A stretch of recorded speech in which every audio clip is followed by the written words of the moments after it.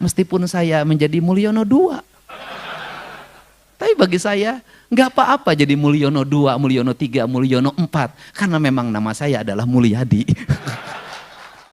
Deddy Mulyadi merupakan sosok gubernur yang namanya bukan hanya dikenal di wilayah Jabar, akan tetapi sudah membumi di seluruh wilayah Nusantara. Tokoh yang tegak lurus dan selalu pro rakyat ini tak bangga karena dipuji, tak berhenti karena dicaci. Ia telah ditempa berbagai pengalaman hidup, pengalaman berpolitik, sehingga paham benar dengan seluk-beluk bangsa ini. Kepekaannya terhadap masalah-masalah sosial, nasib wong cilik tak diragukan lagi. Dimanapun kakinya melangkah, ia selalu menebar pesona. Kepada warga yang nakal, ia tunjukkan sikap tegasnya. Sedangkan kepada warga yang lemah, tak segan-segan ia berikan uluran tangan. Inilah pandangannya tentang kehidupan, pandangannya tentang negara-negara maju. Bahwa manusia yang meletakkan kakinya di atas bumi dan meletakkan pikirannya di langit, maka dia akan berjalan dalam panduan. Berjalan panduan siapa yang memandu? Yang memandunya adalah Sang Pemilik semesta. Dan siapa yang memberikan tongkatnya? Yang diberikan tongkatnya adalah alam semesta. Alam semesta ini itu punya ornamen alamiah yang disebut dengan leluhur. Maka leluhur itu dalam orang Sunda disebutnya karuhun. Maka kalau Abah karena orang NU, Abah meletakkan para karuhun itu, leluhur itu dengan bahasa para aulia, para ambia, para wali.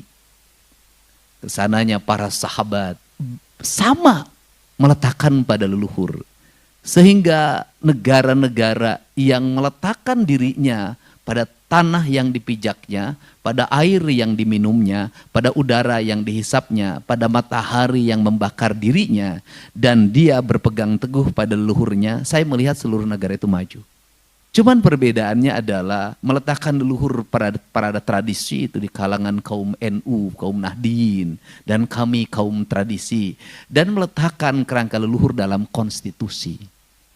Maka yang meletakkan leluhur dalam konstitusi itu adalah Inggris, Prancis, Jerman, Australia, Jepang, dan negara baru sekarang yang menjadi raksasa dunia yang berani berdiri tegap di depan Trump adalah Tiongkok. Apa sih sebenarnya yang membuat majunya Tiongkok? Yang membuat majunya Tiongkok itu adalah ada seorang anak kandung ideologis komunis. Yang dia memiliki watak berpikir ideologis komunisnya luar biasa, kemudian dia keluar dari cara berpikir umum, kemudian menekuni kapitalisme, belajar berkeliling dunia, memahami kapitalisme. Dia tentunya awalnya dibenci, tetapi kemudian dia berkata, sampai kiamat. Karena orang Tiongkok nggak percaya kiamat. Sampai kapanpun Tiongkok tidak akan mengalami kemajuan. Manakala mimbar-mimbar kita hanya diisi dengan bicara ideologi. Tapi tidak pernah bicara bagaimana strategi meraih kemajuan dan kekinian. Maka anak kandung itu melakukan perubahan cara berpikir Tiongkok dari komunisme, kemudian dikelola basic ideologinya, dikelola gotong royongnya, dikelola ketahanan mentalnya, dikelola ketahanan lingkungannya, kemudian menjadi raksasa dunia. Kapitalisme dibangun di atas komunisme. Bayangin. Bisnis Amerika dilakukan oleh individu. Individunya kemudian melahirkan pajak. Pajaknya untuk kesejahteraan. Dan dia bekerja secara individu. Kemudian negara membuat sistem kebebasan dia untuk berbisnis, berusaha. Tapi rambu-rambu etika dalam usahanya, etika dalam bisnis, etika dalam politiknya sangat kokoh. Lahirlah raksasa. Tetapi ini lebih cepat lagi.